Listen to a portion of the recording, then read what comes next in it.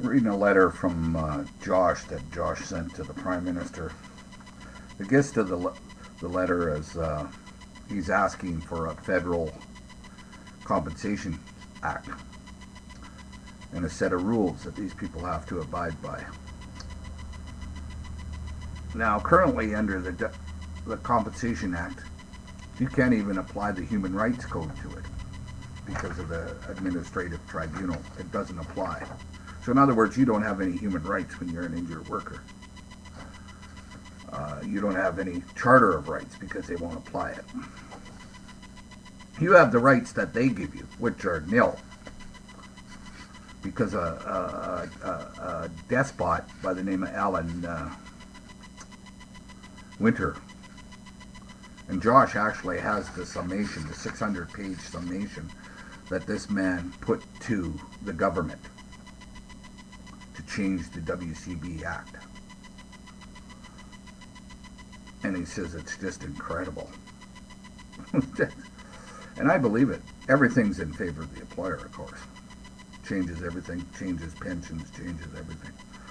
And this is what they wanted. This was the big payoff to the employers. Now, the unions knew it, and some of the unions, like the CEP, come out against it, spoke against it, at least on the one letter that I read on the internet here, come out against it. But you didn't hear much about it. The same as when they were stealing the money out of the employment, the EI fund. You never heard anything about it. The unions weren't saying anything about it because it's all about, hey, if you don't say anything, you get a little of this, you get a little of that, we pay you this, and you keep quiet, and that's the way it goes. It's all about one hand washing the other. Eh? The only thing is, we're in between the hands. Ain't nobody washing our hands. They're washing their hands of us, is what it is. Especially if you're injured and they figure that there's no way that you're ever going to go back to work and you're never going to be useful to them again. Then, of course, they'll fight tooth and nail not to give you anything. Because you're useless. Let's face it. You're not worth anything to them. You can't make money. You can't pay taxes, big taxes. So they consider you to be fodder. Now, if you, that's why they pay out on minor claims. They'll pay out on a minor claim, unless they have it in for you, and then of course they won't pay out at all. But generally, they pay out on, if you cut yourself and you're off for a couple of days, normally they'll pay on something like that. Federal Compensation Act.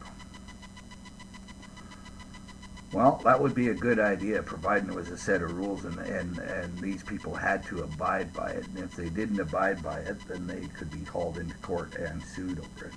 And have that made easy, so it wasn't made terribly hard to do.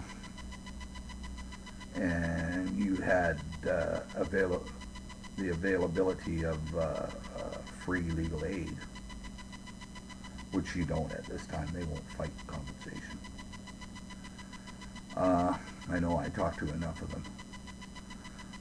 It's hard to get normal lawyers to fight compensation. Most lawyers, they don't want no part of it, probably due to intimidation and that.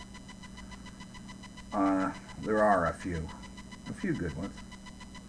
Try to stay away from any ex-WCB employees that have went into business to fight WCB, because you'll find that their opinions are slanted in favor of the WCB. But a federal act would be good, I think. I think Josh talks about three federal retired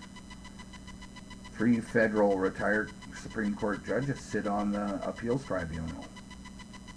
I think that would be a good idea, because they would adjudicate more fairly by the letter of the law. I mean, let's face it. If you have your day in court and they find against you, you've had your day in court. You did the best that you could, and you did it. But now you don't even have that, so you're left in limbo, and you're filled full of hatred and remorse and everything else and pain. because of what's happening to you. But if you could go take it to the end and then have your case adjudicated by three Supreme Court judges, at least there would be some closure to your case. What you got now is, because you know that these people, they're a bunch of crooks, and it's all about money, and they just laugh when they look at your case. They don't give a shit. WCAT is ridiculous. I mean, it's, like I said, it's like the fox guarding the chickens.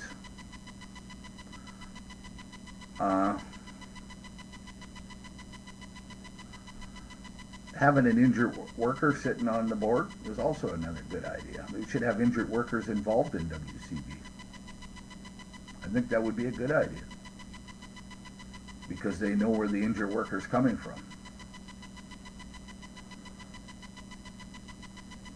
And I mean, don't get me wrong, if you're caught cheating and I mean legitimately defrauding, then you should go to jail. I mean, that's why we build jails, is to put criminals in them, not to sit there.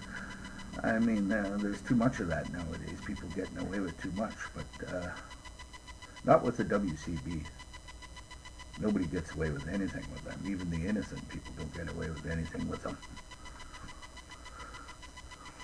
So we need that.